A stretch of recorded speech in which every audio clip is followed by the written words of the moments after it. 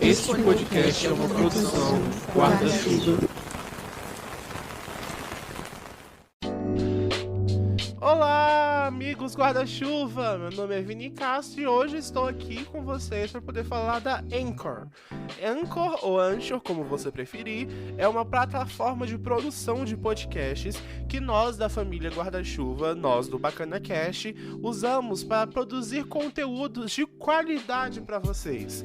Ela tem várias funcionalidades. Você consegue criar podcasts do zero, distribuir eles nas melhores plataformas totalmente de graça e com a ajuda da Anchor. A Anchor apresenta para vocês ferramentas e mecanismos que ajudam você a entrevistar as pessoas, participar de outros programas, colocar trilhas sonoras, enfim, uma infinidade de funções que você vai encontrar com facilidade no Anchor.fm. Agora, se você estiver interessado nisso, vá até a sua loja preferida, baixe Anchor, ANCHOR, ou entre em Anchor.fm. Segue o episódio!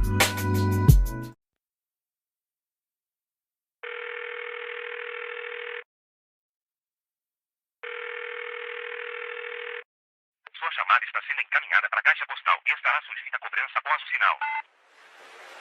Te liguei, mas deu na caixa postal. Tudo bem se tu não quiser me ouvir.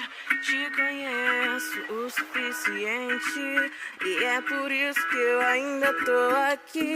Eu errei, mas não foi tão... Olá meninas, tudo bom? Acabei de arrastar duas pessoas ali pro meu porão. Estão presas, amarradas e amordaçadas. Duas pessoas que fizeram parte desse programa que a gente tá lançando agora. Porque a semana que vem a gente vai lançar o Cinema Brasileiro 2.1. Hoje, coincidentemente, prometo que não foi planejado, a gente vai lançar a primeira parte justamente no dia do cinema brasileiro. Então, enquanto eu alimento aquelas duas pessoas ali no meu porão com água e pão, a gente tá lançando esse episódio para poder você se divertir e até lá, né? Até semana que vem. Ou melhor, até o fim do episódio. Daqui a pouco eu volto. Olá, tudo bom? Rapidinho, voltei aqui, ó, só no susto. Tá vendo essa música maravilhosa que tá tocando? Que tem ali a ver com telemarketing, amor, telemarketing do amor? Pois é, ela é a música nova da Aniciele Mariano. É uma colega nossa aqui do Bacana Cast, que já veio aqui algumas vezes e voltará vezes outras pra falar com a gente sobre os assuntos mais interessantes da música e o que ela quiser falar, né? Porque ela manda nessa porra toda e ela é uma deusa.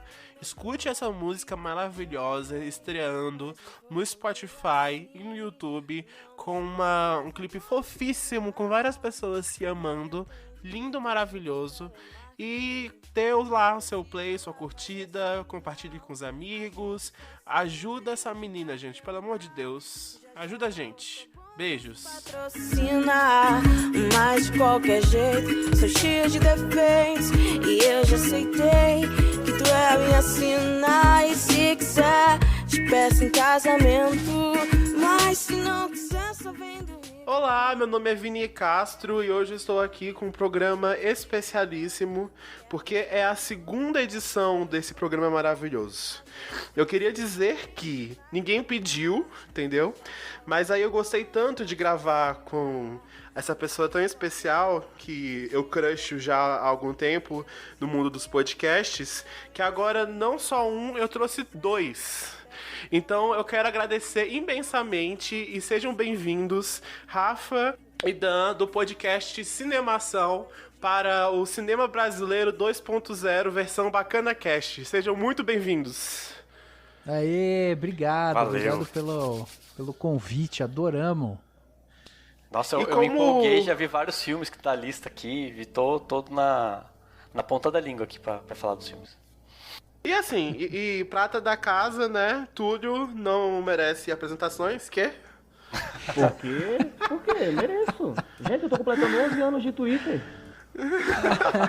Parabéns pelos seus 11 anos de Twitter. Valeu, pessoal. Obrigado. É um prazer novamente estar por aqui. Gente, eu tô aqui só com um especialista em cinema, tá? O Rafa e o Dan têm um podcast sobre cinema há não sei quantas milhões de décadas. Super especialistas, entrevistaram todo mundo que há pra entrevistar no Brasil sobre cinema, entendeu? É. E o Túlio é a pessoa mais cinéfila que eu conheço. Então, assim... se eu falar merda, vocês me perdoem, tá? Então, porque eu sou a pessoa que menos sabe aqui. Mas eu vou começar o episódio chupinhando a abertura de vocês. Opa! Chegava no dia 11 de novembro de 2019 nas plataformas de streaming o Cinema Brasileiro versão 1.0 com Daniel Cury. Sim. Lá a gente conversou um pouco sobre a desvalorização do cinema, a democratização do cinema, porque tinha acabado de ser realizada a prova no Enem que tinha como tema, adivinha? Cinema. A gente conversou um pouco sobre as nossas experiências sobre cinema, quando foi a primeira vez que a gente foi no cinema, como é a nossa relação com o cinema, e principalmente na época sobre o cinema brasileiro. E agora, como ninguém pediu, mas eu controlo a pauta, a gente vai repetir o assunto. Rafa, a gente conversou e eu perguntei pros meninos como foi a sua primeira experiência com o cinema, e eu queria saber a sua, porque eu tenho mania de completude, e eu só vou ficar satisfeito quando eu souber disso e fazer o loop do último episódio. Olha, é difícil trazer essa memória, assim, porque eu relaciono muito o cinema à minha vida familiar, né? Tinha um tio meu que era muito cinéfilo, a gente sempre falava sobre cinema e tal, eu lembro pequeno já consumindo, e meu pai também, que sempre foi uma pessoa que adorava aqueles filmes de ficção e tudo mais. Eu não lembro exatamente assim o meu primeiro contato com o cinema, mas eu acho que meio que o cinema ele foi entrando de uma forma natural, porque eu já fui consumindo, né, o entretenimento, o audiovisual ao longo da minha vida. Então eu sempre estive muito conectado com animação, Disney e tudo mais. E eu acho que a primeira memória que eu tenho, assim, muito vívida de estar em um cinema, estar numa sala de cinema, foi assistindo o Rei Leão. E eu lembro que a minha prima quis levar a gente pra assistir o Rei Leão e tal. E eu fui muito empolgado, porque eu queria muito ver o Rei Leão e tal. E a minha prima mais velha, né, já dirigindo e tal, a gente criança... E aí chegamos lá no cinema, sentamos pra assistir o Rei Leão, tamo lá, aquela emoção e tal, e aí eu escuto minha prima dar uma leve roncada, assim, no filme. Daí eu lembro... Eu lembro que eu fiquei caraca, você tá perdendo uma coisa incrível aqui na sua frente, você tá dormindo e tal. Mas ela tava meio numa época assim de adolescência e tal, então acho que não captou ela. A primeira vez que eu me identifico com uma pessoa nesse relato, porque eu sou o tipo de pessoa que dorme no cinema. Eu sinto muito, eu queria mas pedir a questão não é dormir perdão. no cinema, é dormir assistindo Rei Leão. Pois é. Então, mas é porque assim, a gente conversou da última vez sobre a disponibilidade de sala e como o cinema é uma coisa de luxo pra alguns, e no fundo, eu me sinto muito mal de tirar vários cochilos no cinema, assim, sabe? Uhum. Mas você sabe que pra mim o cochilo no cinema e o cochilo em filme, hoje em dia, ele é um detector pra mim se o filme tá me prendendo ou não. Porque às vezes eu percebo assim, putz, acabou o dia, eu vou assistir alguma coisa pra eu dar uma relaxada. Às vezes eu coloco alguma coisa e eu percebo que eu tô ali, entregue àquela obra, assim, eu não consigo piscar, não quero levantar pra ir no banheiro e tal, tô completamente envolto nela ali. Agora, às vezes eu tô assistindo um negócio, aí começa a cair a cabeça, assim, eu falo, caraca, esse filme não chamou minha atenção, sabe? Ao ponto do sono ser mais forte do que o filme. Aconteceu isso comigo algumas vezes assistindo O Irlandês e O Regresso. Eu assisti esses dois filmes como se fosse série. Um várias esquema. coisas. Mas você sabe que eu acho que também tem a forma, né, de assistir. Tipo, quando eu quero ver um filme porque eu tô interessado em ver aquele filme, às vezes é um clássico que pode ser um pouco mais lento, sei lá. eu sento de pé, sabe? De pé não, mas sento, tipo, reto, sabe? Sento, assim, tipo, retinho, não sei o que, sabe? Enfim, pra não dormir, né? Numa cadeira e tal. E aí tem filmes que você vai ver que você deita no sofá e fica lá largadão. E aí se dormir, às vezes não é nem só reflexo do filme em si, às vezes é reflexo, tipo, de você estar cansado ou não, reflexo de você estar, tipo, deitadão no sofá num ambiente propício, né, pra você dormir e tal. E querendo ou não, tem a linguagem do filme também, né? Que às vezes ela já é pronta pra isso. Se a gente não tiver... Tem alguns filmes realmente que a gente tem que se preparar pra assistir, porque a gente já tem ideia de como que ele vai ser. Por mais que ele seja bom, mas a gente tem. É igual ao jogo de videogame, por exemplo. Eu gosto muito de videogame, se eu paro pra jogar qualquer joguinho que seja um Call of Duty da vida, eu vou jogar aqui rapidão. Mas aí eu quero jogar um Red Dead Redemption 2. O jogo é lento pra caralho, mano. Muito lento. Então, ó, vou gastar aqui, eu vou me deitar aqui e jogar, porque eu sei que aqui vai ser muito tempo gasto. Então tenho que me preparar. É igual pra cinema. Se você for ver um filme, sei lá, da década de 40, da década de 30, você não vai ter a mesma linguagem, o mesmo ritmo de um filme que você vê hoje, que tá acostumado. Então a gente tem que também se preparar para o que a gente vai ver, né? Não, exatamente. E quando eu faço isso, quando eu vou ver esse tipo de filme, daí eu sento, tipo, retinho e tal, eu não fico... É muito difícil. Eu sei que não vai dar muito certo eu dar uma deitadona e ficar vendo o filme, tipo, sabe, com o laptop no peito, na cama, sabe? Daí pedir pra dar uma pescada, né? A gente lançou o último episódio, no dia 11 de novembro, e eu não tinha tido a oportunidade ainda de ir em festivais. Inclusive, o primeiro festival que eu fui cobrindo como jornalista, que foi o Festival de Brasília do ano passado. Eu vi a cobertura do Dan, do Festival da Mostra de São Paulo, e eu queria dizer que, primeiro, vocês são minha inspiração como jornalista, e segundo, foi a primeira vez que eu tive a oportunidade de ver o cinema brasileiro como instituição, sabe? Me sentar na fileira da frente com, sei lá, o Caio Blá e o Cauã Raymond do meu lado foi, assim, sensacional. Foi assim, surreal. O cinema brasileiro é muito diverso e eu queria saber como vocês veem esse cinema mal das pernas. Porque o nosso diagnóstico do ano passado foi que a gente tava sofrendo e que a gente ia continuar sofrendo. Mas eu não esperava. Ninguém esperava que o coronavírus ia vir e fuder com tudo. Não, o sofrimento tá bizarro, né? Tipo, pra quem faz cinema tá uma desgraça, né? E vamos dar os créditos aqui necessários pro Daniel Cury, viu? Porque o Daniel Cury é o nosso jornalista aqui, o cara de letras e tal. Ele merece todos os créditos, porque ele é o cara que pensa na, tipo, linha editorial, pensa nessas coberturas e tal. O Dani merece todos os créditos por isso. É um cara, assim, que estudou pra isso e sabe muito bem direcionar, né, Dani? Essa vivência em festivais você teve bastante também. Não, tive algumas, queria ter tido muito mais, inclusive. Mas, não, na verdade, assim, a cobrir festival, o que eu tive de experiência foi, tipo, basicamente na mostra, né? Não foi muito mais que isso, na mostra de São Paulo. Enfim, tipo, não tem muito segredo e é muito gostoso, porque é basicamente você assistir o máximo possível de filme e falar sobre eles, né? E o grande problema é esse.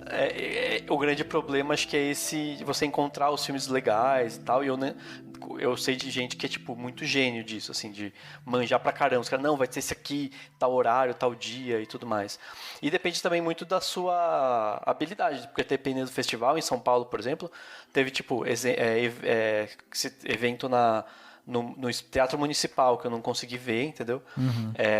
E eu queria ter ido, porque São Paulo é uma cidade gigante, tem hora que você fala, gente, não dá pra estar em 2 lugares ao mesmo tempo. Então é melhor eu garantir 2, 3 filmes naquele cinema lá da Frei Caneca, que tem um monte de sala, do que gastar o meu tempo inteiro pra ir até o centro, pra ver um filme só e voltar, entendeu? Por mais legal que seria. Mas é meio que isso, assim. Mas respondendo a pergunta do Vinícius sobre o cinema atual, né? E fazendo já um alto jabá aqui, a gente fez uma... Esse que é bom. a gente fez uma postagem no nosso site, né, no cinemação.com, que o título da postagem é Como o Cinema Nacional Estava Antes da Pandemia. Porque lá em abril, em 2019, a gente lançou um podcast que a gente falava sobre a crise do cinema nacional, e aí depois a gente meio que trouxe uma atualização disso, né? E aí esse post, a gente faz uma linha do tempo, tipo a sequência de eventos. Então a gente fala, ó, desde quando a gente lançou o podcast lá em abril, depois teve maio, junho, julho e tal, foi passando o ano até agora, fevereiro, né, recentemente, como é que ficou. E na verdade, assim, o cinema ele tá muito atrelado justamente ao setor cultural. Então, quando a gente vê acontecendo o que está acontecendo com a cultura no Brasil, esse desmonte da cultura, né? Você tira ele ele deixa de ser um ministério para virar uma secretaria, então ele já perde atenção, já perde, né, credibilidade. E aí, além disso, você vai desgastando ele, vai tendo uma série de atitudes ali que você vai diminuindo cada vez mais. A gente tem a Ancine, que é um problema também à parte assim disso, porque já vinha com problema antes com o ex-presidente lá, o ex-diretor, né, que era o Christian de Castro, e a gente continua sem uma pessoa lá.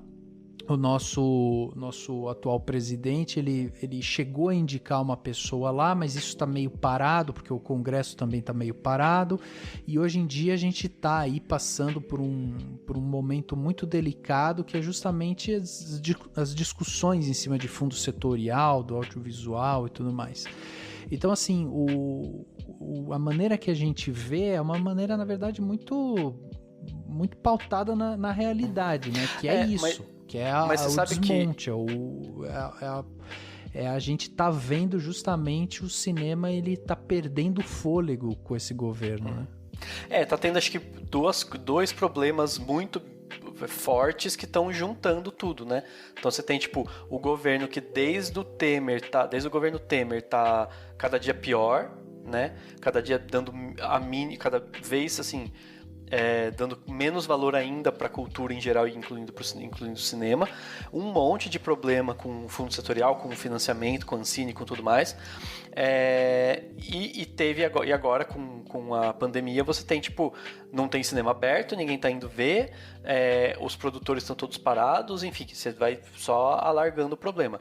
Só que eu acho que apesar de tudo, e apesar de ser um problema bizarro e assim, vai dar muita merda ainda e tudo mais.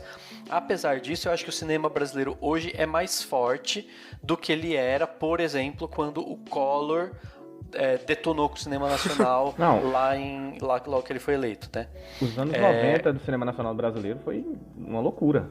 Então, eu acho que hoje o cinema é menos pior. Por quê? Porque você tem, tipo, agências estaduais e municipais, então, tipo, a SPCine fazendo edital, você tem, estados como o estado de Pernambuco que continuam fomentando a cultura de alguma maneira, ou da melhor forma que conseguem e tal. Então, eu acho que assim, e aí, querendo ou não, o Brasil tem a questão da lei da TV paga, então a produção de audiovisual no Brasil vai se manter de alguma maneira, mesmo que aos trancos e barrancos. A chance de acontecer o que aconteceu lá na década de 90, eu acho muito pequena.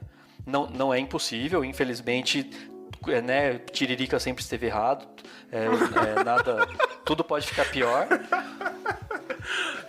Pior que tá não fica pior. Pior que tá fica sim, mas assim, eu acho que... Eu tava falando pra minha madrinha essa semana de que o Tiririca, por incrível que pareça, é o maior estelionatário eleitoral que o Brasil já viu. Assim, sim. Tudo que ele falou... É verdade. E o presidente... esse presidente atual, você pode chamar de tudo menos de estelionatário, porque ele tá fazendo exatamente tudo que ele falou. Exatamente. Mais ou menos, né? Mais ou menos. Porque agora ele começou a quebrar algumas coisas que ele falou que ia fazer. Também, mas tô falando assim, não dá, burro é quem se surpreende, né? Tipo, nossa. Tipo, quem diria que defensor da ditadura ia ser antidemocrático? Só pra deixar claro, agora, né, a gente passou por março e tal, e isso tudo tá congelado, tá? Mas só para as pessoas terem em mente isso. O Congresso, né, e o Senado, eles estão debatendo o veto 6219, que é um veto onde o presidente Bolsonaro, em 2019, ele resolveu vetar integralmente a lei do audiovisual e o Recine. A lei do audiovisual, ela garante o fomento indireto, né, às produções audiovisuais, e a gente diz que é indireto porque ela foca basicamente nos incentivos fiscais, né, como a dedução do imposto de renda. E o Recine é o regime especial de tributação para desenvolvimento da atividade cinematográfica. Esse Recine, ele é destinado à infraestrutura dos cinemas, ou seja, é um benefício que ele é voltado justamente para a construção e modernização de salas de cinema. Então esse veto, ele ainda está em aberto, não foi debatido, teve a sua votação adiada, né, por conta da pandemia, e ainda não tem data para ser resolvido isso, tá? Então, além disso, soma-se também um outro assunto que é referente ao FSA, Fundo Setorial Audiovisual, que é uma PEC. Essa PEC, ela tá voltada, né? O presidente fez uma PEC focada na extinção dos fundos públicos que acabam, né, não sendo previstos pela Constituição e tal. E o FSA hoje é o fundo de maior importância no cinema nacional, porque ele é o fundo destinado ao desenvolvimento da indústria audiovisual no Brasil. Então isso também está em aberto, ainda está sendo discutido. Então, assim, tudo isso está ainda em suspenso, e são atitudes que a gente precisa ficar de olho, porque concretizadas de alguma maneira, já que agora está vendo, né, essa compra do Centrão ali, e se alguma dessas coisas passarem, é um golpe forte para o cinema brasileiro, para o audiovisual brasileiro, entendeu? Então são coisas para a gente ficar de olho e batalhar para que isso não passe.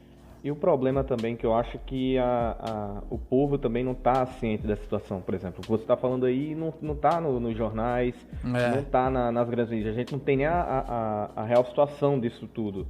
E principalmente porque muitos dos eleitores, das pessoas que votaram no atual presidente, eles estão na mesma vibe, que é o seguinte: cultura nada, não serve para nada. Inclusive professor hoje em dia é um inimigo da sociedade, ao que parece. Professor e jornalista, que eu não consigo entender em que momento a gente chegou, nesse momento que o professor e jornalista são como se fossem inimigos da sociedade. Ninguém pode mais saber de nada. A Idiocracia, o filme lá de 2006, hoje faz sentido. Eu achei que ia demorar muito mais, mas hoje faz muito mais sentido. Mas enfim, fica complicado saber qual é a real situação. Eu, por exemplo, não sabia de muita coisa que você falou aí. Inclusive, e olha que a gente tá aqui, parece que a gente é pessoas que gostam de cinema nacional e tal, e não tem a real situação. Acredito agora que muita gente que vai escutar o podcast vai saber, mas seria interessante isso também ser mais debatido em outros centros, como, sei lá, canais de TV, portais de notícias, porque se a sociedade não souber disso, isso aí vai passar por debaixo dos panos, e daqui a alguns meses a gente vai perceber, eita, aconteceu aquilo ali. Aí não tem mais jeito. Não, vai perceber depois de um tempo, mas eu acho que assim, a gente tá mais na mão nesse momento. A única possibilidade de solução seria por questão de lobby. Também seria melhor, mas eu tô falando assim, seria na área do lobby, sabe, das grandes produtoras. Então, se tiver lobby... Porque tem muita grana envolvida, acho que a gente não pode esquecer isso. Tipo, é muita burrice do ponto de vista econômico você acabar com isso, porque isso dá resultado e claro, a gente sabe, não é burrice, é porque é um governo que tá querendo acabar com isso, que odeia a cultura e tal, a gente sabe disso. Mas eu acho que tem isso, sabe? Se tiver lobby de empresários, se tiver gente entendendo o quanto isso dá de emprego, de resultado financeiro, porque dá dinheiro para muito produtor grande, aí a gente tem a possibilidade de ter alguma coisa, de ter algum grupo de deputados que vai conseguir votar alguma lei e tudo mais. Eu acho que vai ficar nessa lenga-lenga nos próximos 2 anos, 3, assim, sei lá, até voltar a ser parecido com o que estava nos anos anteriores, sabe? Que estava um pouco mais pujante o mercado e tudo mais. Depois de ter ido lá no Festival de Brasília cobrir como jornalista, eu comecei a perceber algumas coisas das quais vocês falaram, assim, sabe? Eu vejo com muita preocupação o cinema brasileiro atual, porque lá no Festival de Brasília eu vi que, e esse foi uma das vitrines que os organizadores bateram muito na tecla no ano de 2019, é que eles aprovaram filmes para mostra competitiva, eu acho que de estados que nunca tinham tido a oportunidade de estar no Festival de Brasília, que, de novo, é o que eles batem na tecla, que é o mais antigo e mais importante festival de cinema brasileiro do país. Uhum. Eu vi também filmes muito diversos, sabe? Desde filmes que tem... a Fernanda Montenegro e Cauã Raymond no elenco e que de forma nenhuma tiveram ou vão ter problemas de se sustentar, principalmente sendo apoiados por televisões a cabo e tendo o logo da Telecine lá, e filmes que foram estrelados por grandes estrelas como Júlia Rabelo e a Fernanda Vasconcelos, que foi uma produção deles, sabe? Juntou o Teloli, que é o diretor, e os atores, e a produção, e todo mundo tirou o dinheiro do bolso para poder filmar o filme, e depois arrumaram uma distribuidora de um colega deles para poder distribuir para festivais. E é com esses filmes que eu me interesso e eu me preocupo agora com essa crise. Porque vocês têm razão, eu não acho que a gente vai chegar ao ponto da década de 90, sabe? O lobby dos atores como classe, da gente como jornalista de cultura é grande, a gente consegue fazer um barulho, mas é um barulho localizado, que a gente não consegue manter por muito tempo. Eu lembro de vocês conversando sobre, e as iniciativas que o pessoal do cinema, de produção, atores fizeram na época de se organizar, de conversar entre si e decidir qual seria o melhor curso a tomar perante o desmonte que estava sendo feito. E pouco tempo depois eu não vi mais essa discussão, sabe? Uhum. Eu escutei lá em Brasília que durante o festival o pessoal tendo uma briga muito grande com o secretário de cultura da época, porque ele tinha boicotado parte do fundo audiovisual aqui de Brasília, mas eu não vi mais discussão profunda sobre isso. Uhum. Porque tá passando por um momento em que tá tudo meio congelado, assim, né? A gente tá com tudo meio parado. Agora a última discussão era justamente aquele valor, né, que eles iam destinar para justamente as pessoas que trabalham com cultura e tal, para eles terem uma renda, né, agora, porque realmente está tudo parado. E aquele lance, a gente até já discutiu isso com alguns atores e tal, e, por exemplo, o teatro é um movimento de aglomeração de pessoas. O Spike Lee recentemente falou que ele mesmo só volta para dentro de um cinema a hora que tiver uma vacina. Então a gente tá vivendo um momento assim que tá tudo meio congelado mesmo. Não, mas fica tranquilo, Rafa. Segundo o Dória, tipo, mês que vem tem uma Butantan. Pois é. Então é uma situação complicada pro cinema. Agora, a gente tende a ser otimista, porque como o Dani falou, né? Bom, dificilmente a gente vai ver algo parecido com o que aconteceu lá na década de 90 e tal. E assim, a gente vê esse ataque, essa afronta à cultura e tudo mais, mas também é importante da gente ter em mente que geralmente a partir desse momento, do momento de desgaste, de desgarçamento, né, dessas discussões e tal, todas as instituições que estão ali trabalhando, as pessoas que trabalham diretamente com isso, elas tendem a repensar também alguns modelos e você acaba fortificando algumas coisas, né? Então, do mesmo jeito que hoje a gente tem que ficar repetindo muitas vezes para as pessoas o que é democracia, o que é fascismo, o que é... Você tem que ficar repetindo e o conceito ele vai ganhando corpo, as pessoas começam a entender isso. A mesma coisa acontece com a cultura, porque hoje o cara que fica falando que a cultura não serve pra nada, que ela é de esquerda, que ela, sabe, os caras só plantam maconha, não sei o que e tal, é o mesmo cara que depois que fala isso...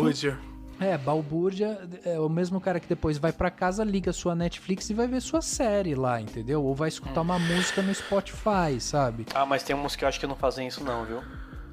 Tem uma galera que acho que é tipo, não consome nada. Sério, não deve, não sei. Lista atualizada de comunistas, na verdade esse é o problema. Assim, fisicamente... Lista atualizada de comunistas, que a cada artista, a cada meio de comunicação, a cada, sei lá, Netflix fala alguma coisa, não vou mais assistir Netflix. Em algum momento, essas pessoas não vão mais consumir nada, porque tudo vai ser comunista. Mas é que assim, ó, essa questão da arte, da cultura, ela é tão ampla que as pessoas, elas não entendem isso. Eu tô falando aqui da Netflix e do Spotify, por exemplo, que são, assim, canais grandes e tal. Mas tudo bem, vamos dizer que o cara cancelou sua Netflix e tal, e ele só consome YouTube, por exemplo. O vídeo que ele tá vendo ali é um cara que parou, pegou sua câmera, colocou seu microfone, pensou num discurso, gravou, editou e tal. O cara tá fazendo, ele tá tendo uma atitude voltada pra cultura, independente de qual seja o discurso que ele está implementando ali. Então, por mais que o cara grite que ele não gosta de cultura, ele consome cultura em algum nível. Nem que seja um artigo, nem que seja um livro, nem que seja alguma coisa assim. Ele está consumindo. Só que ele não encaixa o conceito dele de cultura com isso que ele está fazendo, entendeu? Para ele é outra coisa. Eu ouso dizer que nesses discursos ele tá dizendo que ele não gosta de cultura brasileira. Porque a gente tá falando do cidadão médio que vai no cinema uma vez por mês, quando muito, e que vai no cinema pra assistir Vingadores e Velozes e Furiosos, tá? Então, assim, quando eu acho que é humanamente impossível você viver sem cultura, principalmente hoje em dia com a quarentena. A gente estava falando de Netflix, a Netflix reduziu a qualidade dos filmes e dos streamings dela na Europa inteira, justamente para dar conta de tanta gente que estava assistindo conteúdos de diversos gêneros e tipos. Mas quando o brasileiro para falar que artistas X é comunista, que a Netflix tá fazendo uma série sobre 8 pessoas que transam loucamente, que não vai mais assistir por causa disso, ele tá falando que ele não vai consumir cultura que ofende ele. E que vai contra a definição de cultura, né? Porque se cultura, nesse caso, é só o que agrada a ele, nada é cultura. Mas esse é o mal da pessoa que acredita que tudo que é produzido na humanidade tem que ser feito pra si, pra ele mesmo. Porque, por exemplo, vai estrear a nova animação de Thundercats, que a animação é feita para crianças de 3 a 6 anos de idade. Sério, 3 a 6 anos de idade. Você vai nos comentários de um portal grande aí, vai ter marmanjo barbudo de 30 anos de idade reclamando da animação, pelo amor de Deus. Porque não tá como era antigamente? Claro que não tá, porque não é feito pra você. Não é feito pra você. Mas eu não gostei desse... existe um beijo gay na novela da Globo que passa de 10 horas da noite. As crianças vão ficar malucas. Isso não é coisa pra criança. Claro que não é pra criança. Tá sendo veiculado às 10 horas da noite. Se você deixa a sua criança de 10 horas da noite assistir o que ela quiser, o problema não é não é da Globo, não é da emissora, não é da Netflix. Porque Netflix você tem a opção também de censurar pra crianças não assistir tais conteúdos. Mas aí é aquela velha história, eu não quero que você faça o conteúdo que eu não gosto. Aí fica complicado no momento que a Netflix, sei lá, tem vários conteúdos pra todos. Se tem uma coisa que Netflix faz, por mais que pode ser bom, pode ser ruim, é conteúdo variado. A gente tava até conversando aqui antes da gravação, que Netflix hoje eles fazem muita coisa baseada em algoritmos que é pra agradar o público, que às vezes não deixa nem um diretor ou um ator, só entrega algum filme já feito num algoritmo pra algum diretor e manda filmar. E a gente tem diversos títulos de diversos gêneros para agradar todas as pessoas. Mas se você tem um filme que tem um especial Porta dos Fundos que fala sobre Jesus, pronto. Já é motivo para você cancelar o serviço inteiro. Porque você não gosta de um conteúdo que não foi feito para você. Foi feito para agradar outra pessoa que pode gostar desse filme ou dessa obra. Sim. Aquele discurso que aquele cara que foi secretário da Cultura... o cara que foi secretário da Cultura, que foi mandado embora por ser gritantemente fascista, né? Pelo que fez aquele discurso lá. Foi cara, isso. pode ser qualquer um dos É aquilo que ele falou, né? Tipo, a cultura será grandiosa, sei lá o quê, ou não será nada. E é esse conceito que eles têm, né? Tipo, a cultura tem que ser algo tão, sei lá, enaltecedor, tão, só remete ao clássico, né? Que é que tem tudo a ver com o fascismo, né? O desejo de voltar a um passado que não existe, mas que eles acham que existe, que foi algum passado grandioso e tudo mais, né? O que mais... É a velha história, eu vou criticar aqui, eu vou pedir a volta da ditadura, mas ao mesmo tempo eu vou escutar aqui uma música no Spotify que talvez eu não escutasse na década de 70, porque jamais seria publicada. Entendeu? Sim. Eu me incomodo muito com esse discurso e com a situação que a gente está passando, porque o cinema brasileiro ele é tão diverso, sabe? Ultimamente eu tenho tido o prazer de descobrir cinema de gênero no Brasil. A minha seleção reflete isso. Eu queria ter trago outros 2 filmes que eu assisti no Festival de Brasília, mas é que eu não consegui liberação ainda, porque ainda estão passando em festivais, mas que esses filmes de cinema de gênero, o Volume Morto foi um dos que eu queria ter trago, vai desaparecer, porque a gente vai continuar produzindo cinema, a gente vai continuar produzindo comédia, a gente vai continuar produzindo drama, mas filmes que tratam sobre assuntos que devem ser discutidos, como Alice Júnior, que é outro dos títulos que eu queria ter trago, que falam sobre uma história de pessoas trans, que precisam ser discutidas ainda mais hoje em dia. J.K. Rowling, eu tô falando com você... não vão existir, sabe? E eu fico triste por isso, eu fico desesperado por isso. De novo, Volume Morto, o filme que foi usado dinheiro pessoal deles pra gravar, o filme que foi gravado em 2 meses, porque acho que foi 2 meses ou foram 2 semanas, assim, um período pequeníssimo de tempo, assim, sabe? Porque eles não tinham dinheiro pra continuar a produção se fosse de forma diferente. E que precisava urgentemente estar nos cinemas hoje pra se pagar. Porque é um investimento que eles fizeram. Vai estrear quando, sabe? Esses filmes que precisam da bilheteria para poder pagar o último filme que eles produziram, para poder conseguir produzir o próximo e assim consecutivamente. Não vai existir, a gente vai perder muito. Sim. Vai ter alguns casos que o povo vai pro crowdfunding, vai pra algum tipo de serviço de vídeo on demand que você vai ter que pagar para assistir e tudo mais. Mas não é a mesma coisa ainda, né? Ainda mais com um filme pequeno, né? Uma coisa é a Disney sair e resolver lançar uma animação no On Demand, pra todo um monte de gente vai pagar. Teve aquele Trolls, né? Que a Universal lançou e que ganhou uma grana. Mas outra coisa é um filme pequeno, um filme brasileiro, tal. Aí você tem que gastar com marketing online, que também é outra grana. Então, sei lá, vai ficar... É isso, a tendência é muita coisa aí pra essa coisa do cinema de guerrilha, né? A pessoa faz com o mínimo de dinheiro possível, lança...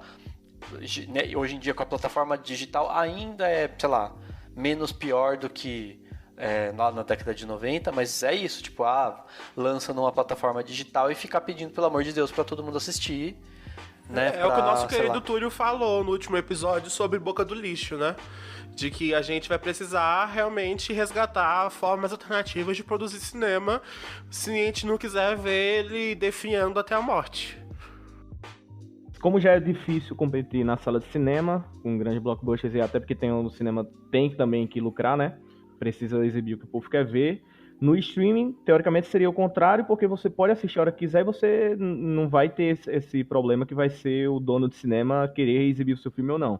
Só que o problema é que você vai concorrer com muito mais filmes de todos os gêneros, todas as décadas, para a pessoa assistir. Então, precisa também da campanha de marketing, gastar com campanha de marketing, que nem sempre a gente sabe se vai ser eficaz ou não. É que daí a gente tem que somar 2 coisas, né? Que o cinema brasileiro ele já estava tendo um problema, que era esse problema, né, aqui dentro, vamos dizer assim, de política interna. Somou-se a isso agora esse problema da pandemia.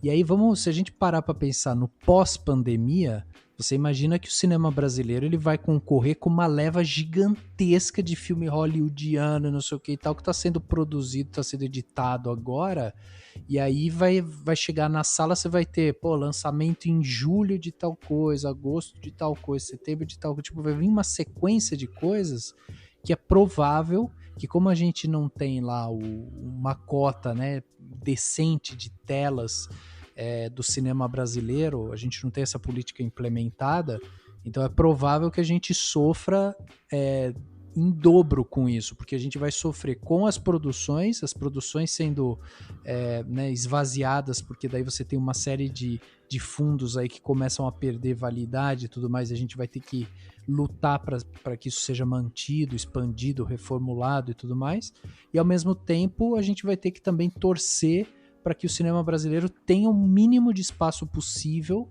nas salas de cinema, porque no mesmo mês a gente pode ter, sei lá, tipo, estreia de Velozes e Furiosos e depois uma outra grande franquia, tipo Harry Potter, por exemplo, né? E daí vai tomar conta de todas as salas, e aí vai fazer como? Chorar. Entendeu?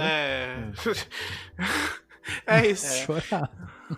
Não, é isso, vai ficar enfim, vai ficar... Mas é isso, tipo, eu acho que vai ficar cheio de problema, com audiências mais baixas e tal, apesar de que tá tendo um movimento bem legal, tipo o SP Cine Play e outras, e o Belas Artes à la carte e tudo mais, que estão deixando filme de graça, ou filmes muito baratos, ou, enfim, abrindo possibilidade para esses filmes, o que também permite que muita gente de fora do eixo, né, das capitais, eixo Rio-São Paulo e tal, de ver esses filmes. Isso que era o que eu tinha falado até no primeiro podcast, né, que a gente tinha falado sobre isso, que eu, por exemplo, eu sou do interior da Paraíba, eu jamais vou ter oportunidade de assistir os filmes que só são veiculados em festivais. É por isso que a gente, às vezes, tem até o preconceito com os filmes da Globo Filmes, que é comédia e tal, porque a gente só encontra esses filmes nacionais aqui no cinema.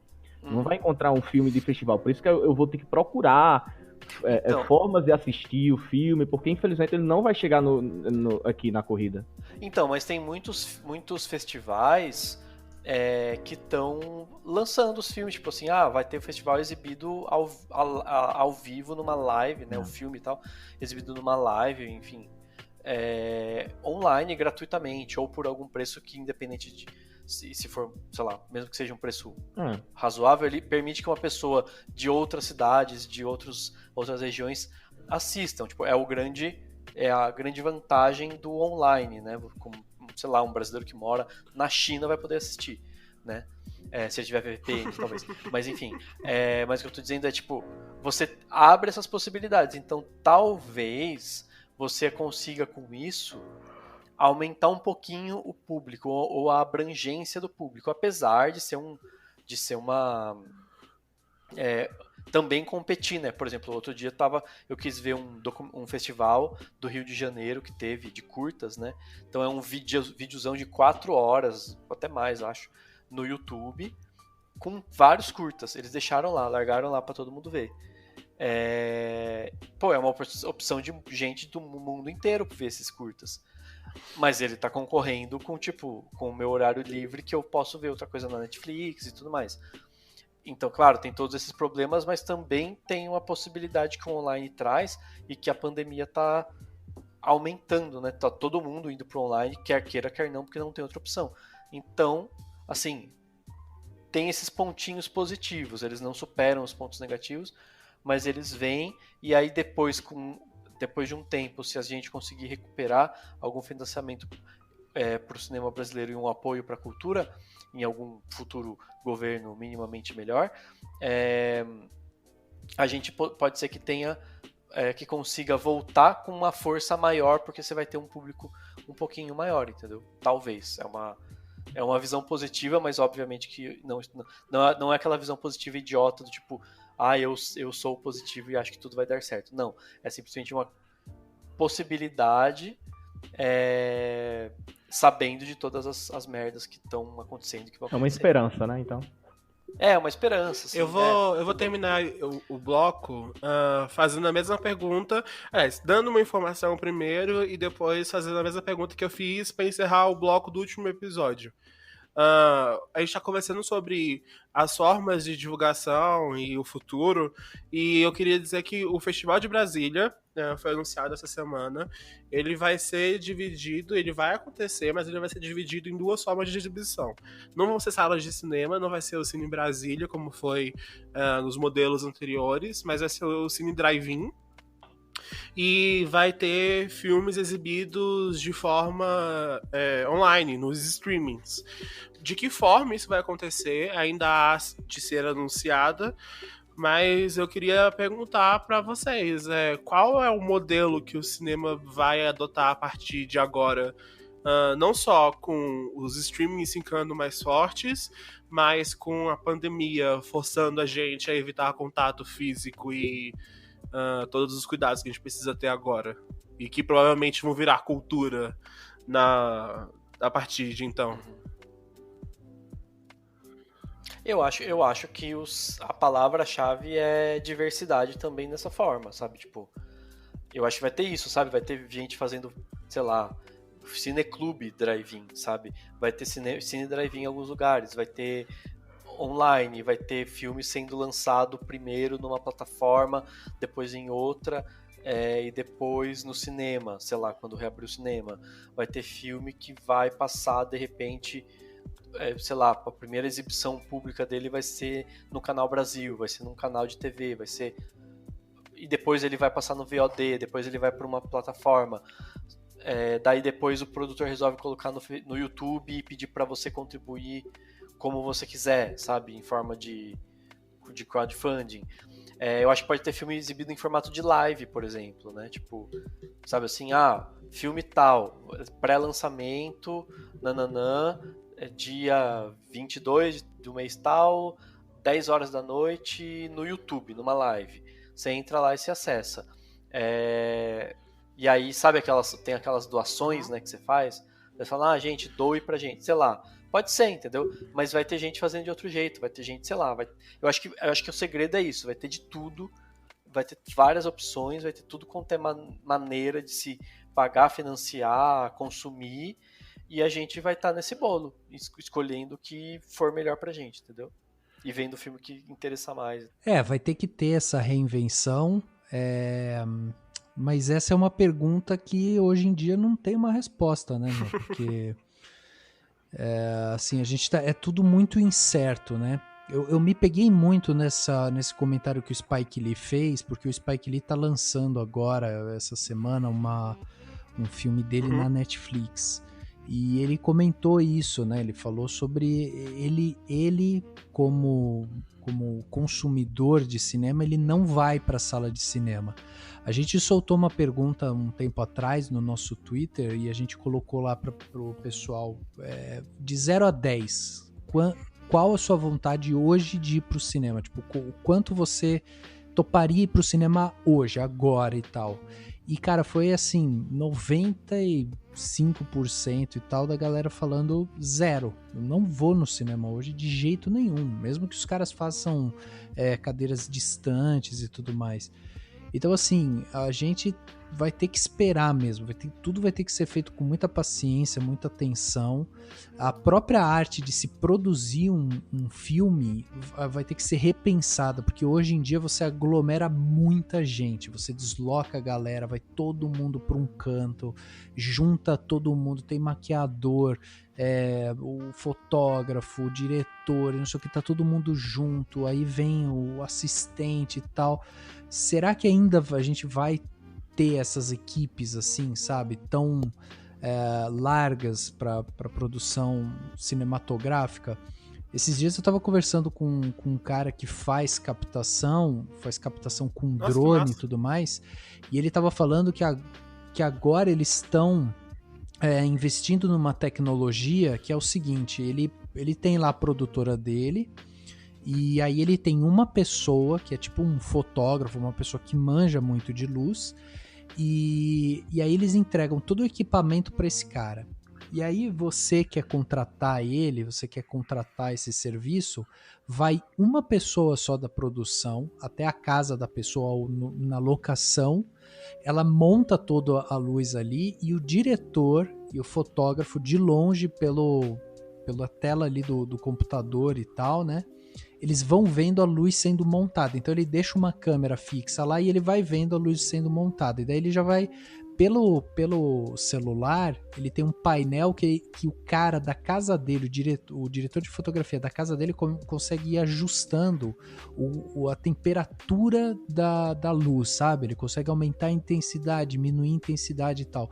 E ele só precisa de um cara lá para pegar e instalar a luz no lugar certo, porque o resto, o setup todo da luz ali, de intensidade, o que liga o que e tal, o cara faz da casa dele, tudo remoto.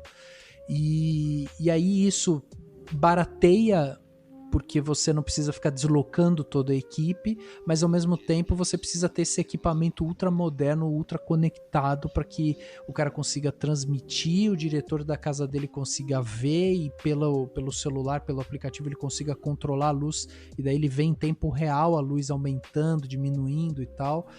Então, assim, tudo isso vai ter que ser repensado, entendeu? Como que essas produções elas vão se manter sustentáveis, como que ainda vai conseguir ser feito. E eu digo isso não só em grande escala, de filme hollywoodiano, que tem equipes gigantescas e tal, mas em pequena escala também. Porque hoje em dia, para você fazer um filme de guerrilha, você tem que juntar ali umas 20 pessoas, pelo menos, sabe? Para juntar todo mundo, ator, enfia todo mundo no carro, vai não sei onde, leva a câmera. Então é uma pergunta sem resposta. Túlio. Eu fico. Não, os meninos já falaram tudo que deveria ser falado. Eu também fico com o Spike Lee, eu só volto quando tiver uma vacina. Hoje realmente eu não tenho a menor vontade de ir no cinema. Até porque tá tudo sendo lançado nos streams, eu tô adorando isso. Uhum. Mas enfim, eu acho que até o Netflix poderia já ter feito de forma oficial um Watch Party, né? Que eu não entendo por que ainda não lançaram. Tem até aplicativos, as extensões pro Google Chrome, que dá pra você assistir o filme junto com outras pessoas ao mesmo tempo, cada um dando play no mesmo momento lá e todo mundo comentando ao mesmo tempo. Acho que é uma forma, pelo menos porque a gente não tá, muitas pessoas falam que é isolamento social. Isolamento social não é porque a gente tem o contato com as pessoas, a gente tá, né, um distanciamento. Então acredito que o isolamento social, se o Netflix e outras plataformas de streaming conseguissem fazer isso, de juntar mais as pessoas para assistirem aquele determinado filme, porque no meu círculo mesmo de amizade eu já conheço pessoas que se juntam, fazem tipo abrem uma livezinha rapidinho ali para ficar comentando, cada um dando play no filme naquele momento, para ficar tendo aquela resenha que você já tem na sala de cinema. Sim, exatamente. Não, e hoje em dia tá sendo feito pesquisas que mostram isso, que as pessoas elas tendem a prestar mais atenção quando elas estão junto de outras pessoas. Então, por exemplo, mesmo todo esse esquema de EAD que estão fazendo, né, ensino à distância, algumas faculdades... Delícia. Então, e algumas faculdades agora, elas estão vendo uma maneira em que você consegue colocar a turma, né, a classe ali, meio que junto. As pessoas precisam sentir que tem outras pessoas juntas ali, sabe? Então eles estão pensando ainda na melhor maneira de fazer isso. Então realmente, Netflix, Amazon, Telecine e tal, tantas plataformas agora gigantes, eles poderiam começar a pensar em como você juntar a galera para todo mundo assistir junto, sabe? Eu acho... Tem que ser bem pensado. A live mesmo, porque, por exemplo, o EAD que eu tô fazendo um curso agora, que é EAD e seria de qualquer jeito, tipo, enfim, não é por causa... enfim, a princípio já é mesmo. Essa forma de juntar é por meio de, tipo, ter um chat do lado, e aí você vai mandando pergunta, e é muito legal, porque eles fazem de um jeito dinâmico que, tipo, realmente você sente que você tá junto com aquelas pessoas que estão comentando. Só não tem o falatório de uma sala de aula e tal. Que pode ser até uma vantagem em alguns casos. E realmente, você presta mais atenção, porque você está na aula ao vivo, mesmo tendo ela gravada depois, é mais prático ver ela ao vivo e tal. E esse tipo de realidade que eu tenho nessa plataforma de EAD que eu acesso, tem na famosa naquela live do YouTube, sabe? Não é a mesma coisa de você combinar com os amigos e ver. É outro tipo de experiência, né? Mas é uma possibilidade, tipo, só de você ter o que comentar, né? E alguém vai ler e tal. É uma possibilidade mesmo. O Facebook já tem um Watch Party. É isso que a ferramenta existe, a ideia existe, basta implementar elas, que você já tem os perfis nesses streams, você já tem perfil. No Telecine Play tem perfil, no Netflix tem perfil, Prime Video, que eu não entendo, porque... Sério, aquilo ali é arcaico, né, ainda, aquela plataforma. Nem parece da Amazon. Né? Jeff Bezos. Não dá pra entender. Então, eu tenho preocupações muito latentes sobre cinema de gênero, cinema de guerrilha. Mas no fundo eu tô bastante otimista sobre as novas formas que a gente vai encontrar, a cultura vai encontrar para sobreviver. Eu já esperava, em algum lugar do meu subconsciente, de que essas lives e essa forma de consumir conteúdos de casa, essas novas formas que a gente está encontrando de estar distante socialmente, mas estar junto, fosse acontecer de alguma forma, porque você fazer com o cinema o que o Game of Thrones fez é muito complicado, né? Porque você precisava deslocar milhões de pessoas para assistir um filme. Um evento cinematográfico igual foi Os Vingadores pode acontecer toda semana se for bem organizadinho. Mas se a Vice é futurologista e o Bill Gates também, essa não vai ser a última pandemia que a gente vai ver na nossa vida. Pandemias como essa vão acontecer com mais frequência a partir de agora, devido ao humano fazendo o que o humano faz de melhor, que é fuder tudo. Então eu acho que as plataformas de streaming, os produtores e as pessoas que estão encarregadas de distribuir esses conteúdos pra gente estão muito espertos agora sobre o que o futuro pode ser, sabe? Eu acho que as lives vão ser permanentes. Eu acho que tanto no mundo da música como no mundo do audiovisual, essa vai ser uma das novas formas que a gente vai encontrar.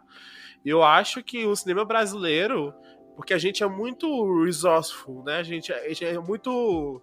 Como é a palavra disso em português, gente? Puta que pariu, eu tô muito inglesa.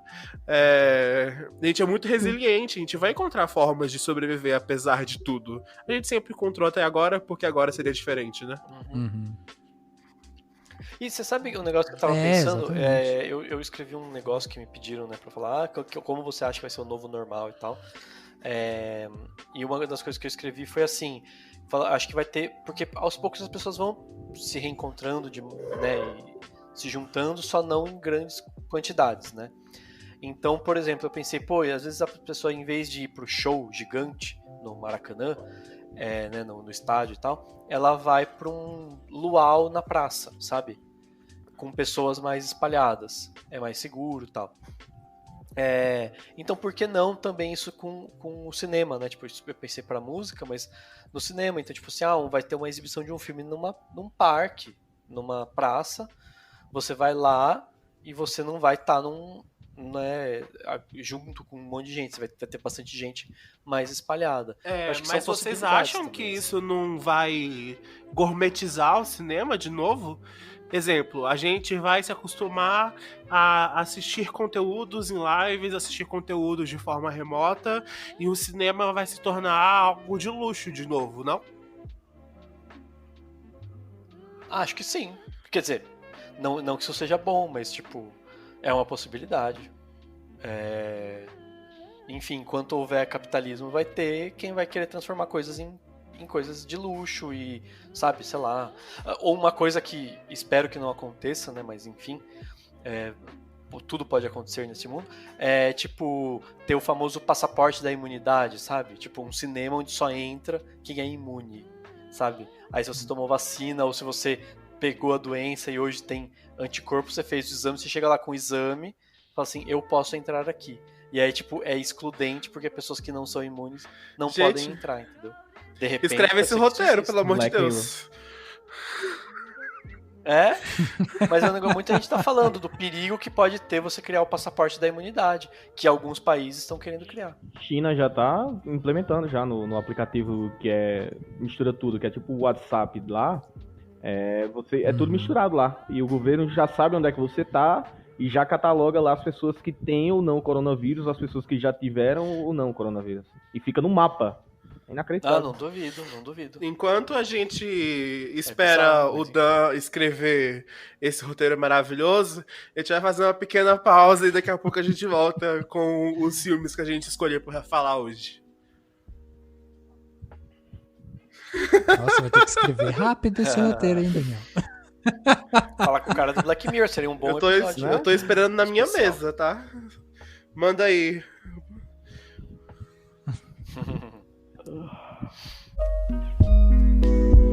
Falei que voltava. Enquanto o Dan tá amarrado no porão escrevendo o roteiro pro próximo episódio, eu quero passar novamente dizendo pra vocês seguirem o BacanaCast nas redes sociais, comentarem com a gente o que você achou da nossa discussão desse episódio, se você confia, se você quer dizer alguma coisa sobre as nossas previsões pro futuro catastrófico que vai ser o cinema brasileiro daqui pra frente.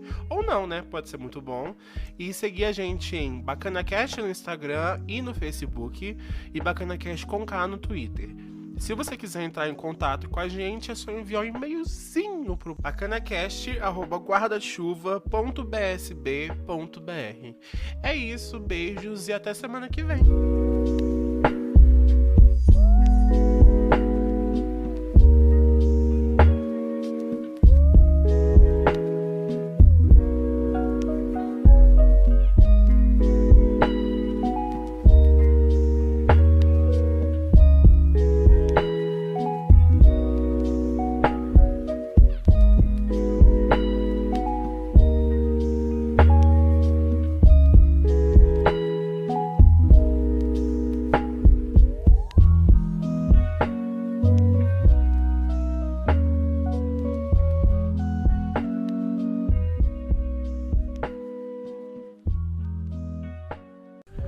Esse podcast foi editado por Vini Castro.